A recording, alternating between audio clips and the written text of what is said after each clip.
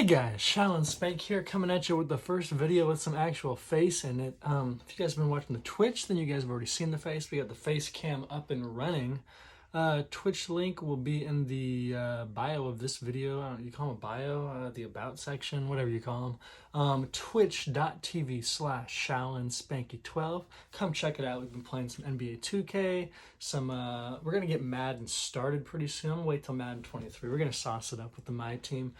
We got some, I say 2K already, MLB The Show. We got some MLB The Show going. One of these nights, I'm gonna do a stream where I play Elden Ring until I finish it. Pretty close, but I still got some side stuff I gotta do. Gotta beat Millennia, so y'all know how that's gonna go.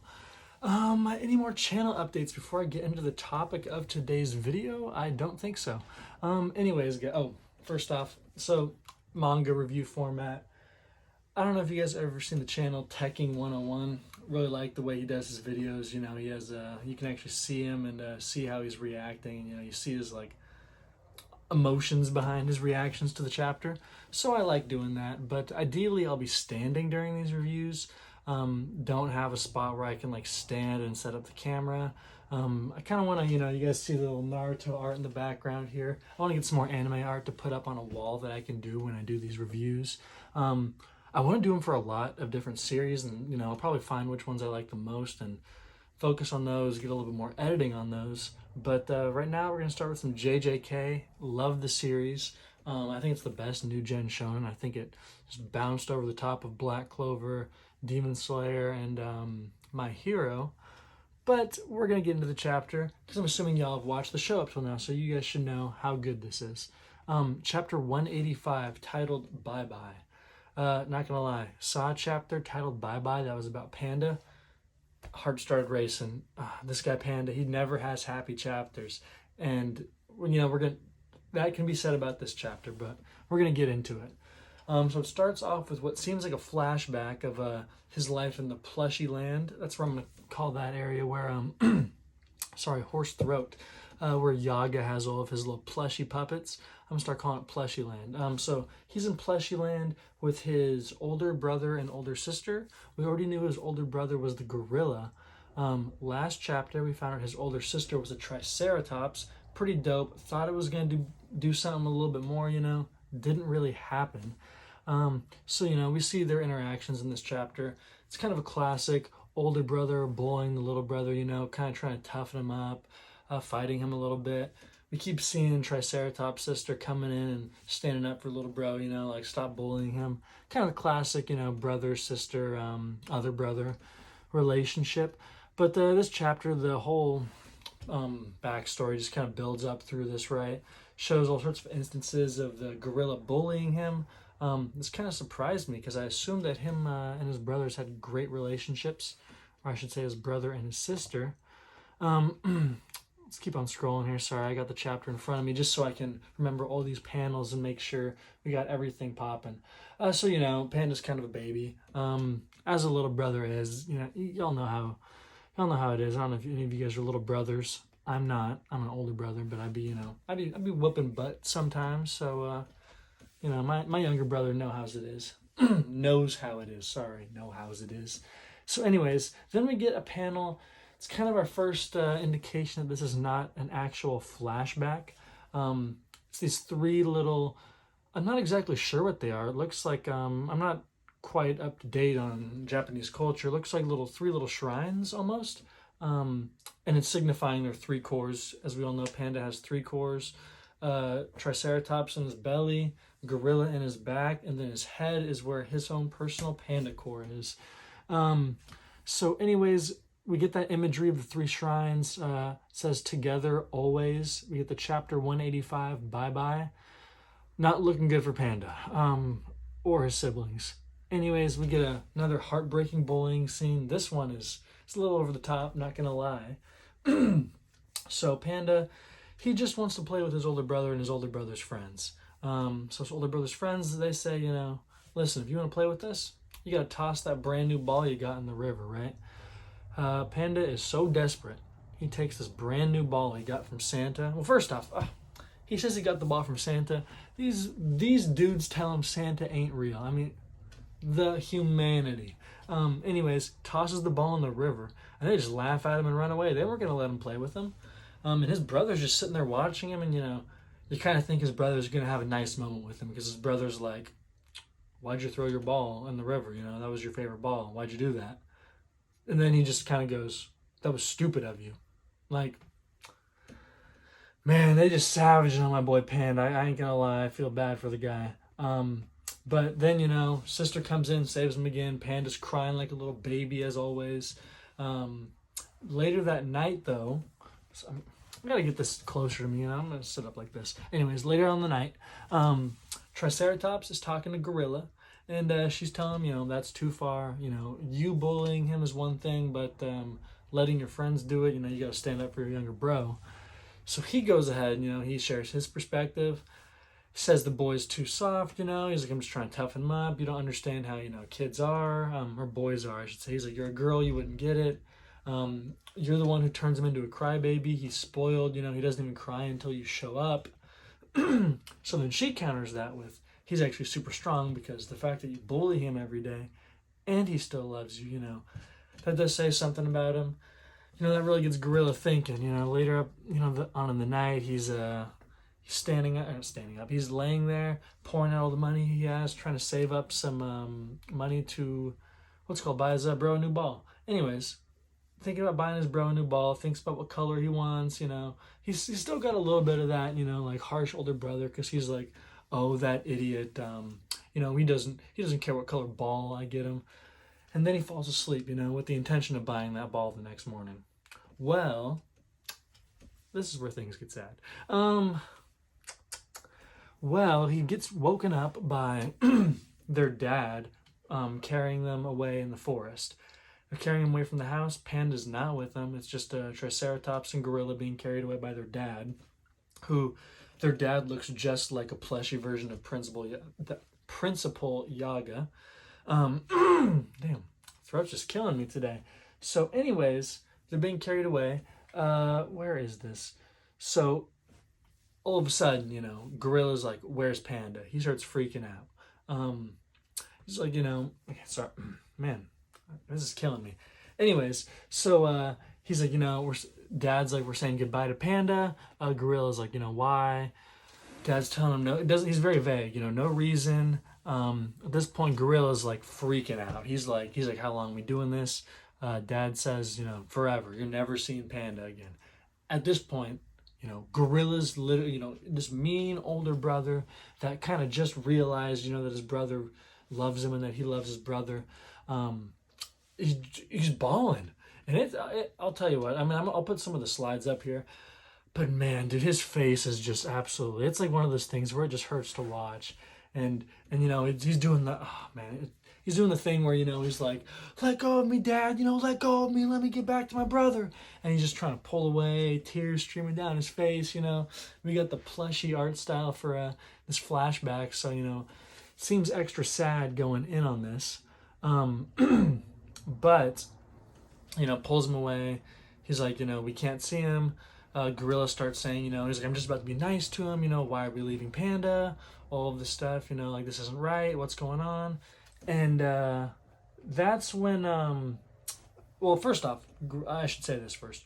Gorilla starts saying, kind of like the older brother way. He's like, "He's not going to survive without me. Who's going to protect him? He's weak. He sucks at video games. He can't play with balls very well."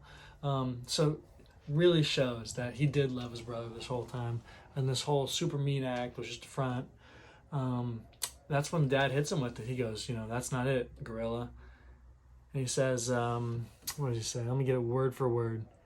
He says, "The ones who are being left behind are us, not Panda." At this point, Gorilla literally just freaking, oh my gosh, mental breakdown. Eyes are swelling up. It's painful. It definitely hurts, We see the brother and the sister both screaming. Absolutely, it's sad. Just seeing Yaga again, honestly, as a puppet was pretty sad. I miss that guy. I really do. That was a sad chapter. Chapter 150 something. Pandas, I believe is what it was called. Still have not completely recovered from that one. Then we cut back to the current scene where Panda is laying on the ground, absolutely exploded in a pool of his own blood, only his head remaining. His opponent standing over him, not looking good for Panda, right? So at this point, he goes ahead and he lets him know. He says, he didn't receive any points, which means Panda's still alive. Great for us. We do not want to see Panda die. Which, gosh. I'm just thinking back on the Yaga thing. And the Yaga, I can't get that, that image of that that panel out of my head where Panda's just like, even Pandas cry. Anyways, I need Panda to have the happiest ending. I'm going to need Yaga to come back somehow. I'm going to need his brother and sister to come back somehow. Because Panda is literally the GOAT. Not the GOAT, but he's great.